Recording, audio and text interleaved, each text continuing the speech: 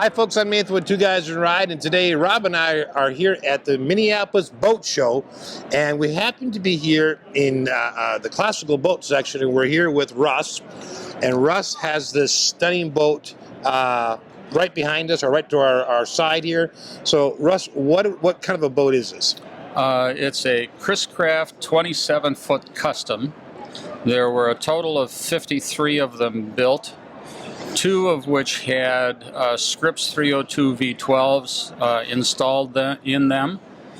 This is one of those 2. Okay. The rest of them were all Chris-Craft V8s, or I can't remember what the other engine was. Was the Scripps out of an aircraft, or was that? Originally, it was an aircraft engine. And the reason they liked it is because of the way the system was modularly built. Okay. Each of the little boxes back there has 2 cylinders in it, so you can link them together, stack them, if you will. Okay. Such that, as you can if you take a look at the heads, you'll see they're twin ignitions per cylinder, or twin spark plugs per cylinder. And each one of those little squares has a little box underneath it that has 2 pistons in it. Okay. So you can also find a Scripps, I think it's called a 102, if I'm not mistaken. Okay, as opposed to the 302, yeah. Or maybe it's a 202, but in any event, it's a 6-cylinder. Okay. So there were only 3 sets of cylinders like that, and they're vertical rather than in a V arrangement. Okay. But as you can see, this is quite a piece of work of art. Oh man! From back in the 30s. Gorgeous. Now, won best of engine show in 2012. Yes, at Lake Tahoe. Okay. That is correct. Yeah, and it was pretty good competition out there. Most of the competition was the Italian boat maker. That was the featured boat that year. Okay. So, all right, this is 27 feet long, so you've got 3 sitting compartments. Yep. So starting from the very back here, Russ, I'm assuming there is a fuel cap somewhere on the back here? Yes, there are 2? There are 2 fuel tanks connected by a copper pipe that makes sure that they're level. Okay. And both sides then, you can't drain from one side or the other and run out. So they are connected together, and then from there, separate fuel lines also run up to the carburetors. Okay, so at no point do you ever have to switch tanks? No, no. And when you fill, you can fill from either side? Yes, you could, but it would take a long time for it to, because the copper pipe that is small, it might only be a 1/4 of an inch. Okay. So you need to that's why they put ID. 2 in. Yeah. Okay. Yeah. All so right. you need to fill from both sides. Okay. Now, besides, then you have tie cleats that are coming up all the way along here, because you need a lot of for a boat this length. And then I love these side windows, and you could actually put this window down, right? That is correct. You could loosen it, and it will fold forward. Yes. I like how they put the chrome across this one, not leaving the glass just sticking out there, because on some of the older boats that is. Well, and then if you forget and grab it and pull yourself up, there it goes. Well, I imagine in a lot of cases what they were trying to do is save some costs associated with the manufacturer. Yeah. Presumably that's what it would be. So this one, all of the chrome work was completely redone by an outfit up in northern Wisconsin. So, let's back up for a minute from that chrome and talk about what the boat was like when you got it, because it reminded me of a skeleton that had most of its bones missing. That is correct. And actually, if a good way to think about it is the picture that I showed you really was, those pieces became patterns for making duplicate pieces from new wood. As I said earlier, there are 7 pieces of the original boat in this boat. The rest of it is new. All the rest is new. All the rest is new. Two stringers forward from the front windshield cockpit. Okay. And then the 4 gas tank supports aft. Okay. Plus a little block that holds the steering sector up at the correct angle. That's it. The rest of it's new. So the motor that we talked about a minute ago, did you have to relocate another motor then to put in there, or was the motor still there? No, the motor was still there. There are pictures of the motor over there as well. I mean, it was a basket case. No, it looked terrible. I mean, remind me of a beached whale that had been there for about way too long. the engine looked equally bad. Let's put it that. Oh my gosh! Okay, let's move up here to the would be the second row compartment here. Okay, and of course you had it's just a storage cubby, right? Right. And then you had the nice cushioned seating. You would have had to have, presumably, to get in the very back, you would have gone from the dock in. Yes. You would not have walked back. I have been known to, since I'm the owner, I am permitted to walk on the woodwork. Other folks probably would be reluctant. But typical day when this was owned, you would get into the appropriate cockpit and away you go. Yes. Okay. This is a huge compartment up here. This second row, my gosh, this is as big as the front one. Yes. It's huge. I love the soft covering that goes all the way around. You know, the attention to detail that you got out of this is just amazing, Russ. Yes. I mean, that is just wow. The upholstery was done by a company located in Sauk Rapids, and yes, they have a good attention to detail, quality work.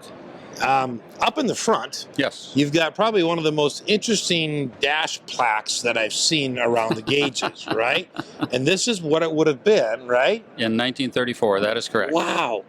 I mean, I've seen lots of metal stamping, but not this. Yeah. This almost looks like a painting.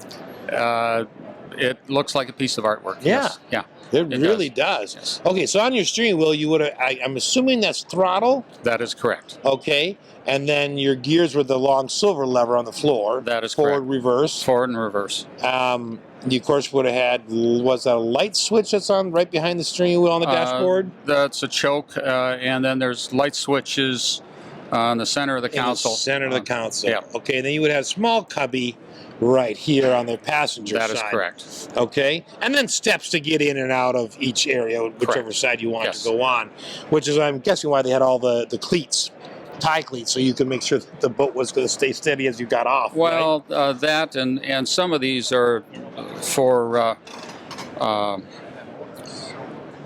those things, the boat bumpers. Okay, yeah, okay. Now, up in the very front, past the driver and passenger compartment, there is not a cubby hole to get under here, is there? No. I didn't think I'd miss that. No. That is interesting. There's there is some access under the dash. Okay.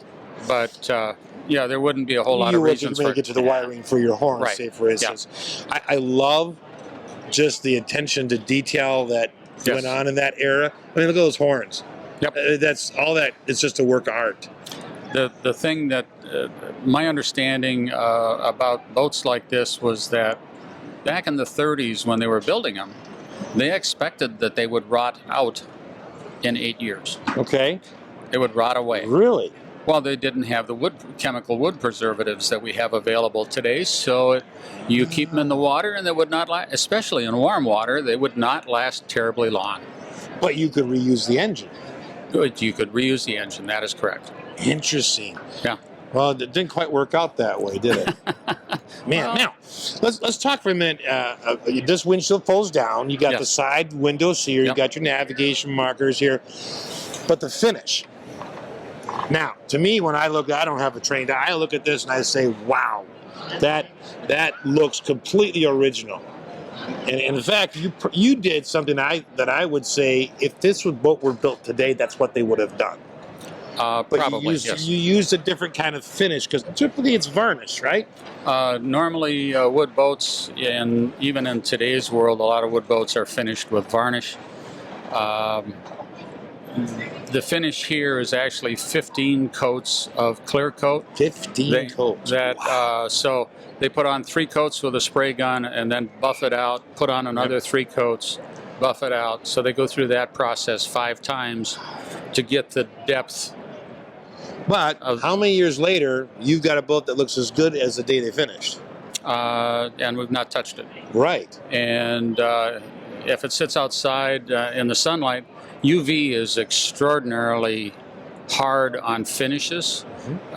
Regular varnish, if you were to do it on a sailboat, for instance, or on one of the old boats, you'd probably have to, if you left it outside in the sun all summer, you would probably have to refinish it every 2 to 3 years. Yeah, that's even with today's UV rays varnish. are really hard on the finishes. Yes. But that's just beautiful. Yep. Oh my gosh. Yep. They did a nice job on it. They did a beautiful job. A lot of attention to detail. Are you kidding me? And then to recreate that from that skeleton that you started with. Well, one of the guys on the crew used to be an instructor teaching young people how to do woodworking. Okay. So he understood very clearly how to disassemble a boat, use it as a pattern to make duplicate parts. Yep. Man, that is just, I can't remember if I asked you this before, but approximately how many years did the restoration take? It's a good question. I think probably about 3. About 3 years. Boy, that's not bad. I'm guessing. Well, this was probably the only boat he might have been working on a second boat, but certainly no more than 2 boats at one time. At one time, right? Yeah. So he was able to dedicate some time to it. Man, wow, that's just amazing. So, have you had this in the water? Numerous times, and it has been in the water in Texas. It has been at the boat show at just outside of Houston. Okay. We were at a boat show up in Michigan. We were at a boat show up by Toronto. Obviously, Lake Tahoe. It's been in Alexandria. When I do take it out, it's on the St. Croix River. Okay. So this is not, I mean, this has been out. This has been run. Oh, yes. This has been used. So, you know, Russ, I mean, it's just amazing recreation. Because there wasn't enough, like you said, you only have like 4 original parts. Or 7, but 7 original parts in here. But technically it's still, from a judging standpoint, it is considered to be a restoration because of that. You have to have X number of original pieces, something to do with that. Yes, and the exact number I don't recall. So this is not considered a restaurant. This is a full restoration. This is correct. But, well, you know, Russ, on behalf of normal people like me that don't have these boats, thank you for breathing new life into something that otherwise would have been lost to history, and for bringing it to the shows and letting us see it. Well, part of why I do it is there are people who want to restore boats like this and do it for a living. I like to help them out and make sure that they can remain employed and earn a good living. The rest of us get to enjoy it. How does that sound? There you go. Well, Russell, thank you so much. We really appreciate your time. And if you haven't checked out our rest of videos on the Legacy of the Lakes Museum boats, we have several videos on there. Look through our channel, you'll find them. And again, thanks for watching.